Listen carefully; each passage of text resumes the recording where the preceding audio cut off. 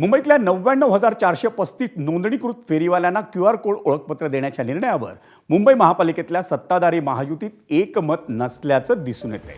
या ओळखपत्राचं वाटप हे 10 जूनपासून करण्यात येणार आहे, पण या निर्णयावर महायुतीत अजूनही विसंवाद असल्याचं उघड झालंय। महापौर रितू तावडे यांनी 2 दिवसांपूर्वी फेरीवाल्यांसाठीच्या QR कोड ओळखपत्र वाटपाचं श्रेय घेऊन स्वागतही केलं होतं, पण त्यांच्याच भाजप पक्षाचे नगरसेवक आणि स्थायी समिती सदस्य तेजिंदर तिवाना यांनी राष्ट्रीय सुरक्षेचा मुद्दा उपस्थित करून या प्रक्रियेवरच हरकत घेतली।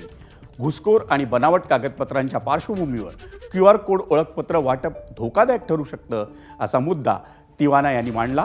स्थायी समिती अध्यक्ष प्रभाकर शिंदे यांनी मात्र तिवाना यांचा हरकतीचा मुद्दा हा फेटाळून लावला। शिंदेंच्या शिवसेनेनं या निर्णयाला ठाम पाठिंबा दिलाय। पात्र फेरीवाल्यांना ओळखपत्र मिळालंच पाहिजे अशी भूमिका शिवसेनेचे गटनेते अमेय घोले यांनी मांडली आहे।